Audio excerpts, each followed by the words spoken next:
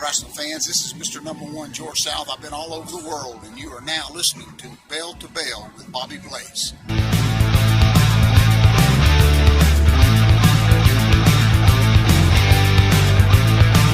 Make sure to like the video, subscribe to the channel, and turn on the notification bell so you never miss an update. We'll go to number 8. We'll go to the other professor, Mike Tenay. Why not? Why the hell not? I believe Mr. Tenay started one of the earliest pro wrestling newsletters when he was like 11 or 12 years old. Wow. In the, I believe it was the Los Angeles market. As a fan, I grew up in Los Angeles, along with Houston, primarily the border cities, were the first to see that it was great for your local promotion to bring in stars from Mexico and draw that Hispanic audience. So as a kid, when I'm going to the shows at the Olympic Auditorium in Los Angeles, here's the first time that the U.S. sees Mil Mascaras. Here's the first time that they see Gordman and Goliath as a tag team. All these innovators, Ray Mendoza, the father of the Villanos team, so many of the guys that they brought up who were such a big draw in L.A. So I had that basis and that background going in. When WCW started crossing over with more luchador-style wrestling and this, that, and the other, not a lot of people working at WCW had the expertise of the moves and the maneuvers and the holds to call luchador matches. So that is how Mike Tenay became involved. Yes, Ted Turner's organization, which was WCW, decided that they were going to provide a pay-per-view with wrestlers from Mexico. This was something in addition to what they normally would be having on their schedule. And the in-house announcers that work for Turner and WCW, they decided that they did not want to be a part of this because they would be exposed doing a 3-hour event, a pay-per-view, with wrestlers that they had no idea who they were, what their moves were, what their backgrounds were. So they contacted me. And it was a really good fit. While not the greatest voice, this is BS! This sucks! I've lost my objectivity and I don't give a damn! he was a professor of wrestling moves, man. He knew what he was talking about. Everybody knows that's a Frankenstein. You called the Hurricane Run. Why? Why? Well, not only that, Mike Tenay also knew professional wrestlers.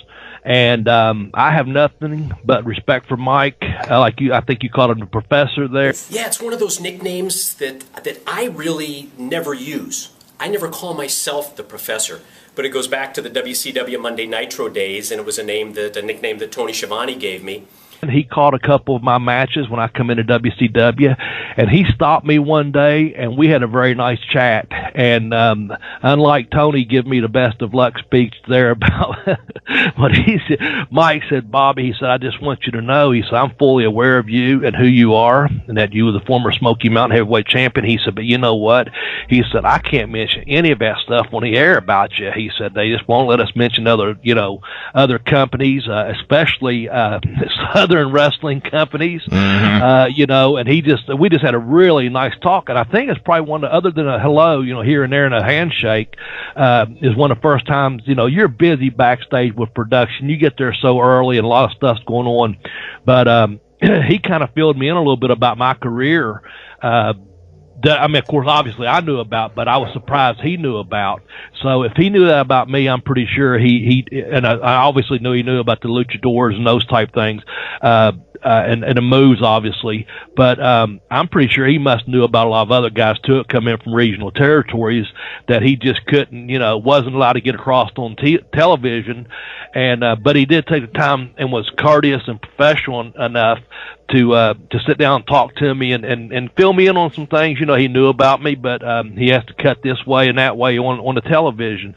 So I'm sure he's done it for several other guys. I know he went on to work for Impact and do some, a lot of different pay-per-views and whatever. But like you said, maybe not the greatest of voices, but knowledge. I think the man was very, very deep in wrestling moves. Like you said, the luchador moves and names. But not only that, he also knew a lot of independent guys, and he knew their names and where they had come from and things they had accomplished in other territories.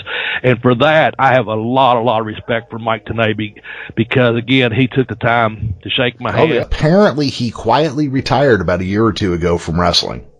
Okay, I was wondering about that. Yep. I hadn't heard anything. Of course, I don't watch a lot of updated stuff anyway. But I hadn't heard his name thrown around, Yep. so that does make sense to me. Yeah, and he like a lot of people in pro wrestling, he has a podcast, but it's not about pro wrestling. He's got a podcast called Professor Vegas, which talks about sports betting. Oh, cool. Yeah. Well, hell, he's pretty. That's something I need to listen to, maybe. Yeah, maybe.